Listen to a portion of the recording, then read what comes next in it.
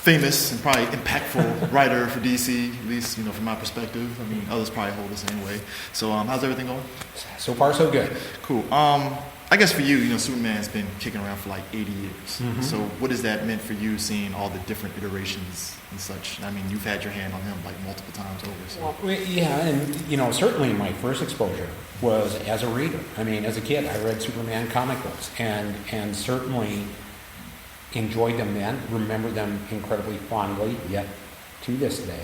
And I think that it has been interesting to see Superman change over the years, because we see the changes. I think deep down, the character is still the same, the moral integrity is still there. I think the sense of leadership is still there, the hope, the inspiration, all of that is still there. But things around Superman have been changed, and it's fun to have been able to contribute to that legacy. Yeah. I mean, so what was the mindset when you went into it with the death of Superman? Like, was that kind of like an easy thing to do, or was it just like kind of like difficult to really kind of go through it wasn't the easy thing to do, because we had actually talked about it a couple of times before. Mm-hmm. That, just with a very kind of surface level discussion of, someday we should do a Death of Superman type story. Mm-hmm. But we never got beyond that because we never had the story. Right.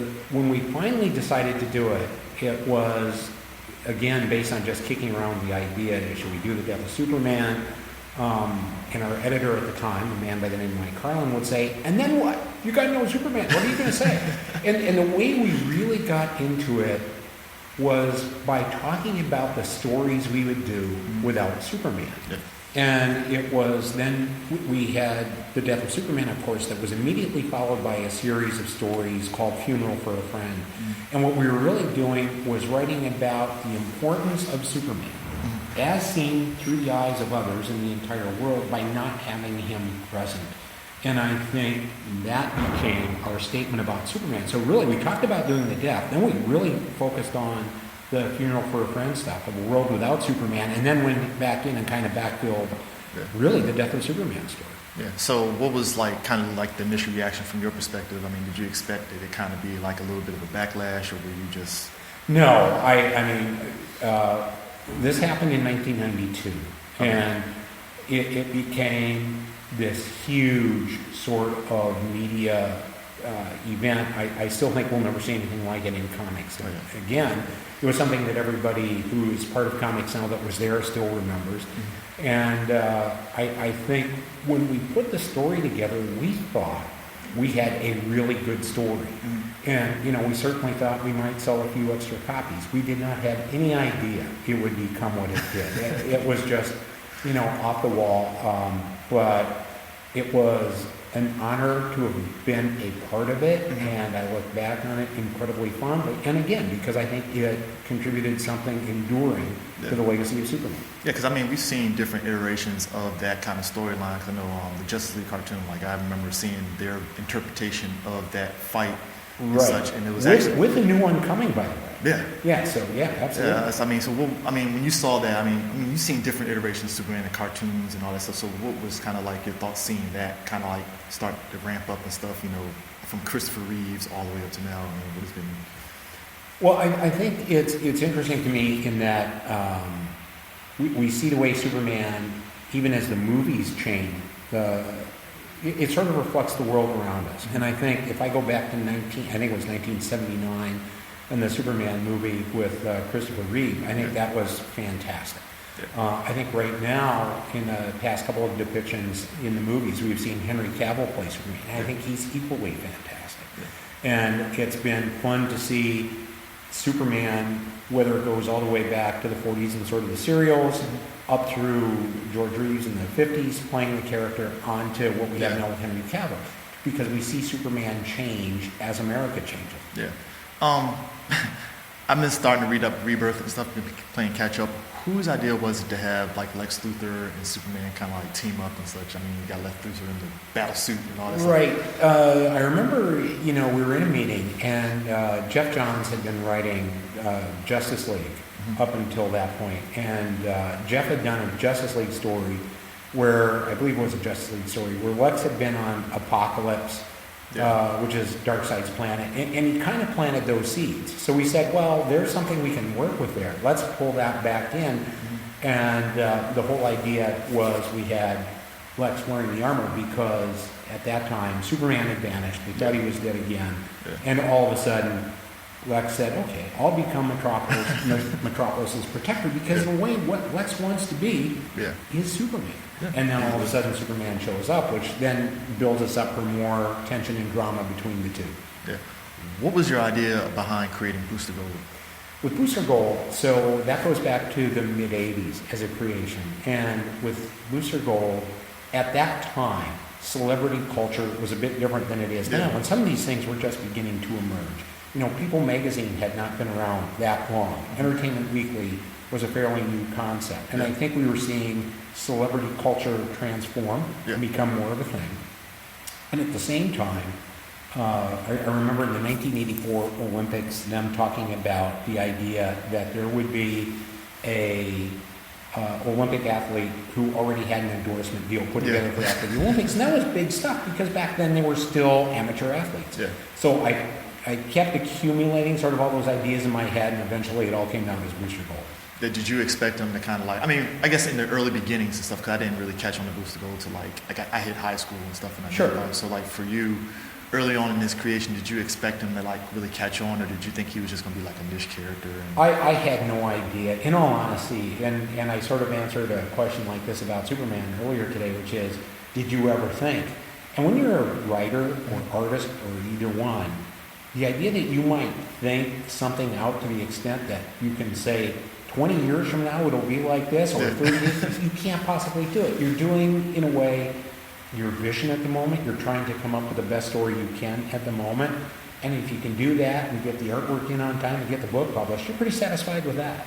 Yeah, so I mean, for you, which has been like the easiest for you, like writing or actually just doing, actually illustrating, things like that? You know, it's funny. I think when I talk about ease of, I think drawing in and of itself is a harder, more time-consuming process. I think actually writing a really good story is more difficult. Because you can write and have a story that comes out, but really putting it all together and making it all work is harder. So at the end of the day, if you write and draw the story and it happens to come out and be good and it's something that people remember, that's a win. Oh, yeah, easy. Yeah.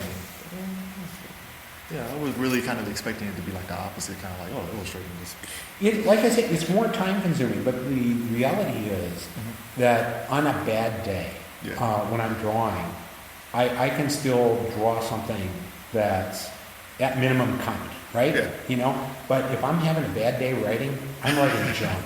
And that's the difference to me. I mean, so how do you keep your ideas like fresh as a writer just over the years? Because I mean, obviously when you're writing a superhero, you want to do something that's, you know, fresh and new, but you don't want to, you know, but you also don't want to like go too crazy with it. So how do you keep yourself?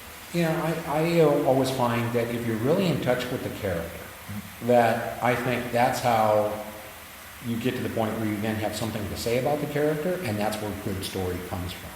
And so if you feel, and it's hard because I think from a writer's perspective, you don't often get that sort of relationship with a fictional character you're working on. But if I do get it with a character like Superman or Booster Gold or any one of a few others, I think that's when things really come together for you, and that's how you stay fresh. Okay, yeah. Have you ever just wanted to like do a different character, just like, I just want to touch this, or has it always been like kind of conscious, like, I just want to do Superman? No, there are certainly days where every now and then it'll just be like you want to walk away from whatever it is, and usually it's on a day when you hit a problem of some kind, and just try something entirely different, whatever it might be. And you know, I think I've been around long enough to do some different things and make that work out. But at the same time, that takes us back to the previous question, which is when you have that relationship with the character and you still find things to say and ideas to explore, then why not? Yeah. So when you were, you know, coming off of doing Superman and then you're in the transition and going into Marvel, did you take anything away from your time at DC going straight into Marvel, or was it just business as usual? No, I actually tried to be different then. And, you know, for a while I was doing Thor and a lot of people said, well, of course, because you do Superman, Thor, they're alike. And to me, they never were. Oh, yeah. If you think about it, so Superman comes from Krypton. His father died, at least at that time, in the explosion and everything, whereas Thor's father was always this huge factor in his life. Yeah. I mean, because of that, their power levels might have been somewhat similar, but they were very different characters. One had no father, at least in that natural sense, and then the other one had this father that was perpetually sort of messing with him, not to mention a brother that was as well. So they were very different to me.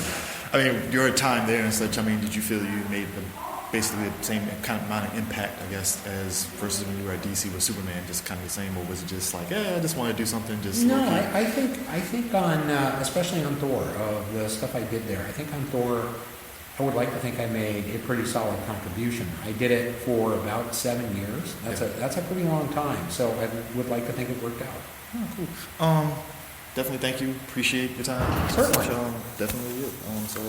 Actually, Wait, one last time. What do you have upcoming, I guess, after this whole thing with Rebirth and such? Right now, I'm just getting done with Action 1000 just a couple of weeks ago. It's time to take a bit of a breath, and we'll have something to announce on that fairly soon. Okay. But in the meantime, I'm still writing Batman Beyond. Oh, wow. Yeah. So you're on that book now? Yeah. Oh, well, wow. and I have been for a while, so yes. Oh, cool. Yeah. All right. Thank you for your time. Appreciate it. My pleasure. Paul Levitz. Paul Levitz. I guess the big question for you is, over the years you've been involved with DC, what has been the big standout for you in regards to Superman? I mean, he's been kicking around for like 80 years, so what has been like the standout thing for you with the character? Just to be part of his life. I mean, I'm a kid who loved the Superman comics. That was some of the first comics I was passionate about as a 5-6-year-old kid learning to read. Read them for so many years.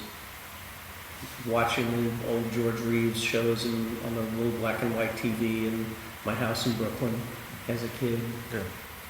To go on to write the character for a couple of years, to be the publisher for decades, to stand on the set watching Chris Reeve get hauled up on a crane to pick the cat burglar off West 57th Street, and get to know Jerry Siegel and Joe Shuster, who created the character, get to know so many of the writers and artists whose work I love, work with the later generations of writers and artists, and then to have a chance to come full circle and put together a celebration of the 80 years.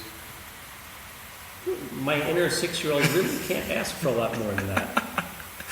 So for you, I mean, what was kind of the easiest thing for you? Was it being an actual writer for, even outside of just Superman, or was it actually like being president of like DC, period? I mean, it's hard to compare them. Writing is a tough job, but it's an enormously emotionally rewarding job, not just when you do it, but for years afterward. People who come up and they remember a story you wrote, or they remember a character that you developed, and they talk to you about how they connected to it. Yeah.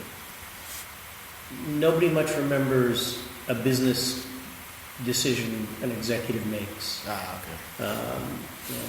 If I ask you who your favorite writers were when you were a kid, you've got a couple of them. It may be J.K. Rowling for your generation. Yeah. It might be Dr. Seuss. Yeah. But there's a connection there that there isn't to whoever was the president of Random House in those days, or the president of Scholastic. So the writer side gets this lifetime of Infamy. validation, for lack of a better term. The business side is very rewarding professionally. I think I did a lot of things I'm proud of for the field, for the company. But it's not as passionate for people. So what is, seeing outside of the comics, seeing Superman in different outlets, whether it's like live action, cartoons and such, what was it like seeing that evolution, seeing that character just evolve with technology and seeing them actually show the stuff that you see in comics that you've written and such? I mean, what was that like seeing that evolution over the years? I mean, it's a fantastic change. I, as I was saying, grew up on the George Reeves show, where the special effects are using a rubber gun so that he can twist it into a shape, or having him leap off basically a springboard to come in through a window, to sitting there and watching the computerized previs before the special effects for a movie like Superman Returns. All right, so here's how we're going to show him catching an airplane and bringing it to ground. It's such an astounding difference that we've lived through in the last 50, 60 years with the growth of technology. The average 16-year-old kid who dreams of being a movie maker has a more powerful set of special effects in his pocket today than the producers did when they were making the George Reeves or even the Chris Reeve executions of Superman. So what was, I mean, I'm pretty sure you probably see some of the animated stuff that they've done with the character. Sure. Like what has been like kind of like I guess a standout for you with on that side of things? The modern Superman stuff, we did 2 runs that I'm very proud of. A very short run produced by a unit called Ruby Spears in the 1980s that used a lot of the guys who had worked on the comics. So Marv Wolfman wrote some of them. Gil Kane was a key designer. And I thought that was really way better than most Saturday morning television was at that time. I was very, very proud of it. Had a little bit of a hand in that one. And then the Warner Brothers Animation Superman material that Bruce Timm and Alan Burnett were the key producers on, which took it in that visual style that had been developed for Batman the Animated Series, but Superman's a little different, so you had to find your own approach to work with it. I thought that just had a magnificent charm. Yeah, how did you get involved with the Legion of Superheroes? Involved with them first reading them in the Superman comics, falling in love with them that way. It was the first comic series I collected passionately. When I was working at DC as a young man, the different editorial offices were very, very separate. And the Legion was coming out of an office I wasn't working in. We got a chance at one point to do a Karate Kid spin-off comic. Oh, wow. I got to write the first couple of issues of that.